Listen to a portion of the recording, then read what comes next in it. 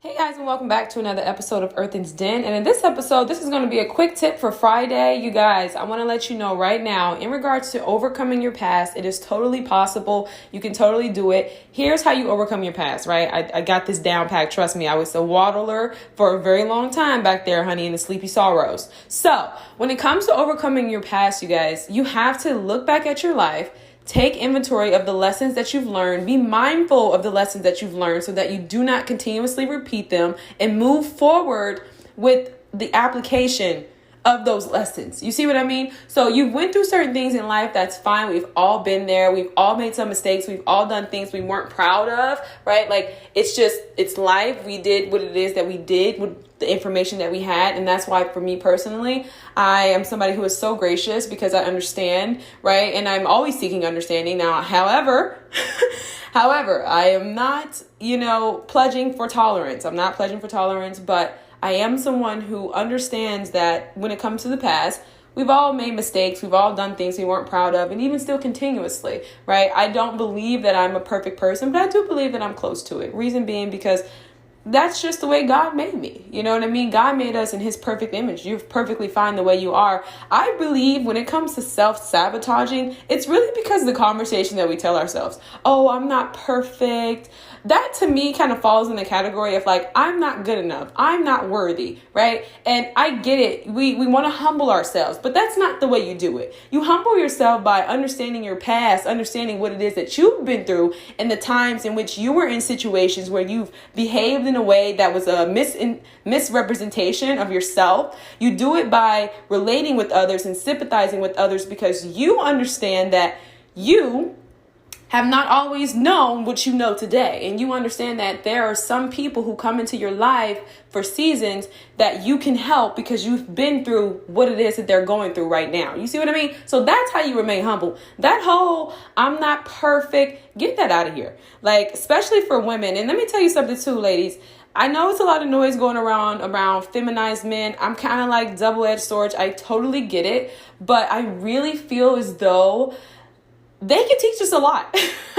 They can teach us a lot. They can teach us a lot about relaxing, reclining back in our energy of being a woman. I don't think that feminine energy is something that needs to just be like, I feel like we're making it bigger than what it is in regards to our explanation of it and our just like regards to our explanation of it and our exemplification of it, because it's just who we are, ladies. This is who we are. We're women. This is what we do. If anybody has feminine energy and knows how to fall back in it, it is us. You just have to tap into that. So you want to make sure that you definitely taking care of yourself and you're not wallowing in your past so that you can move forward and provide for yourself and take care of yourself so that you can relax in your feminine energy. So yes, that's what we can learn about feminized men, and they definitely always take care of themselves. They look good.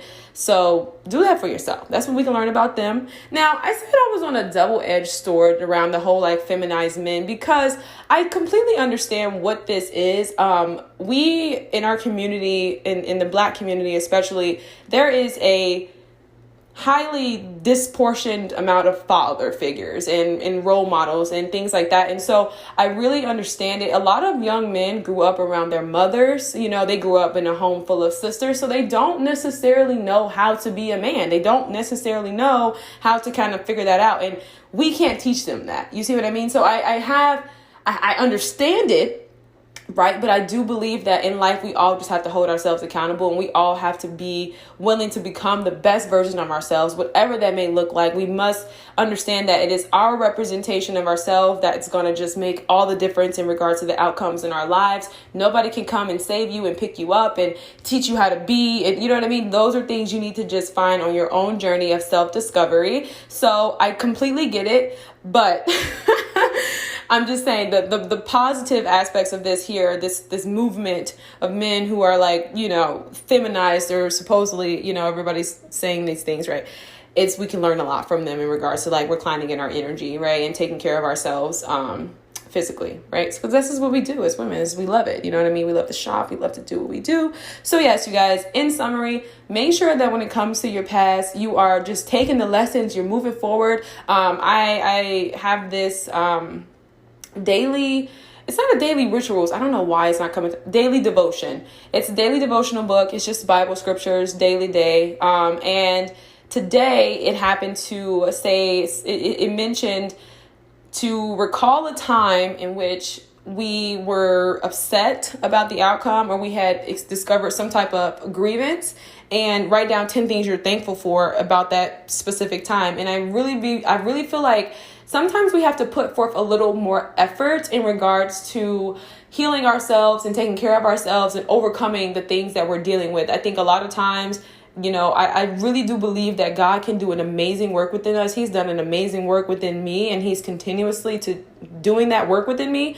But you guys, I really do believe that we have to meet him halfway. I don't think that I don't think that God has given people the gifts of being authors and writing books and putting out resources. And you have some really, really amazing people online who are role models, right? Like, so I really feel like it's to our best use to take advantage of those gifts. And when I say take advantage, I'm not even going to say take advantage. It's to our best use, to our best ability to really utilize the things in which God has put here for us, right? Those good things that can really help us to feel better about ourselves, to get closer to him, and to become better versions of ourselves, right? So at the end of the day, nobody is helpless.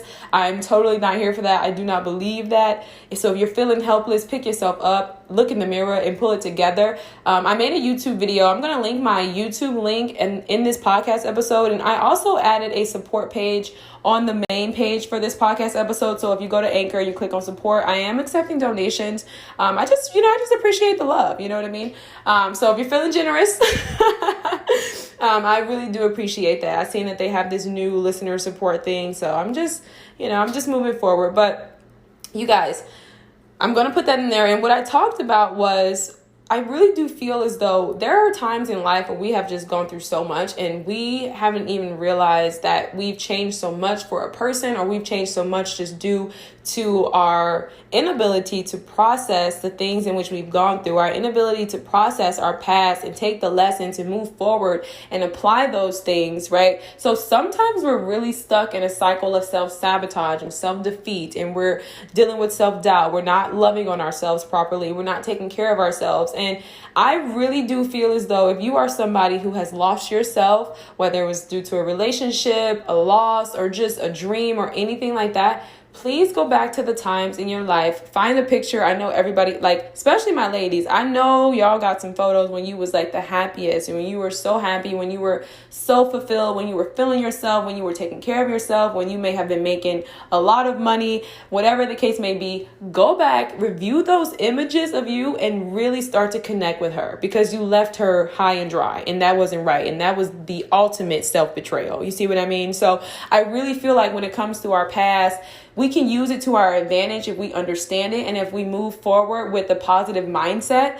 I do this thing where when I go to sleep, I only cut it on when I'm like really, really sleepy. And the reason being because, honey, I can't sleep with noise. Like, I need it to be pitch black, dead silent. I don't want to hear a cricket. If I hear birds and I'm trying to go to sleep, I can't go to sleep.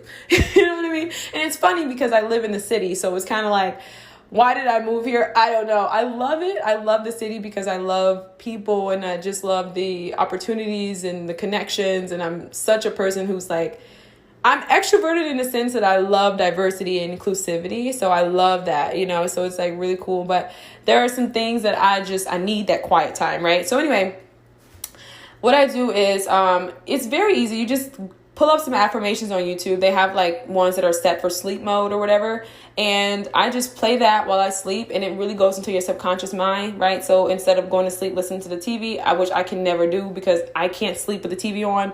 Sometimes I will sleep to music, but not often. If I do, it's something really soft and subtle like some Anita Baker, but that never happens because I don't typically fall asleep with noise. I like it to be dead silent, like I'm sleeping. I'm out of here. You know what I mean? So anyways, you guys, listen to videos that can help you reprogram your subconscious mind. It's really beautiful technique. I've been doing it for some time now. Not consistently, but I've done it in the past, and I'm doing it again now.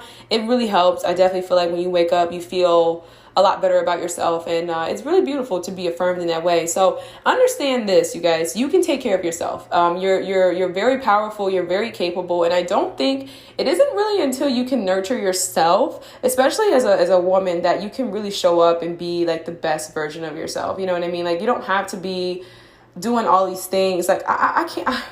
I can't even like really go there because that's just not me. You know, like I said, my background is a little different. Like my mother is very feminine. She's always been very feminine. So, you know, I kind of grew up with her as an example. So, you know, I was very blessed to have my mom in my life, and you know, she definitely is a very feminine woman. So I didn't really struggle with these things and like, you know, taking care of myself and things like that. But that's not entirely what this podcast is about. So yes, take the lessons, move forward, and get understanding. Like, and God is the only person who could do that for you, right? And we talk about quiet time with God. I definitely believe that meditation is a way to definitely engage in that quiet time just to hear from God.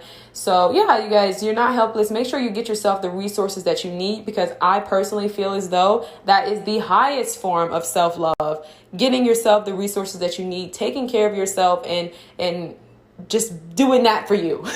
You know, doing that for you, being the best version of yourself. I said, you know, I shared with you guys how I decided to go to therapy. Now, if anybody knows, if y'all been listening to me, y'all know I was a stickler, honey. I was like, I'm not going to therapy. I can think for myself. I don't need a shrink. I had a very negative mindset in regards to therapy. And it wasn't until I switched that and I realized how beneficial it has been to me and to my life.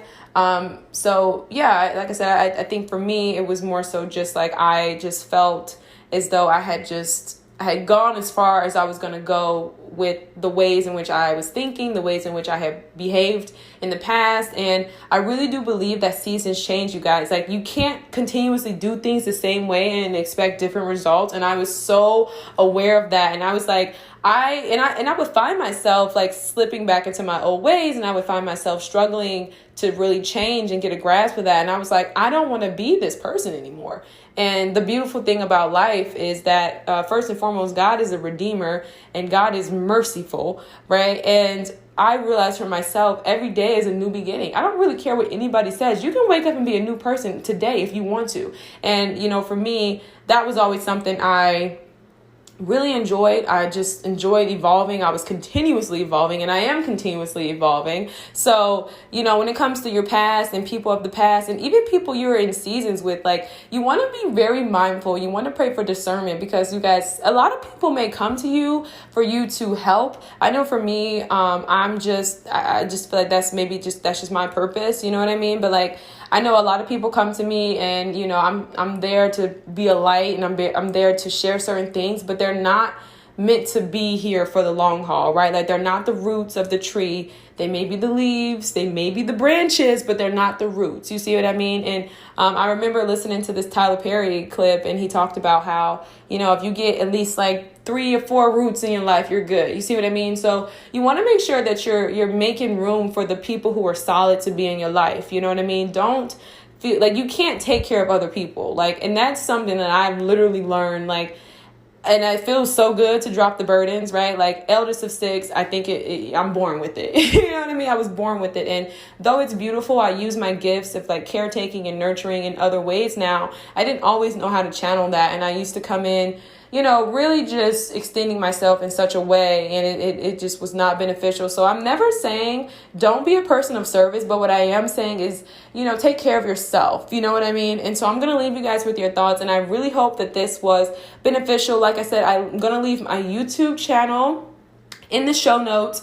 And I also have my website back up, you guys, so you can purchase my book Seasons. If you guys know my story, if you've been following me, you know how far I've came. And I think that this book is going to be very inspirational for anybody who is at the bottom or who is lost and who is still struggling with things, who is confronting traumas. And you're just not really sure how you're going to push through it. You know what I mean? The book is so beautiful. And seeing me today, hearing it in my voice, my cadence, all of those things, you're going to truly be inspired. So it's an amazing read. It's available at JaylenLeslie.com, and I will leave that in the link. I will leave that link in the show notes as well. So I hope everybody has an amazing day. Let go of the past. Move forward. God is merciful. You are forgiven. I'm going to leave you guys with your thoughts.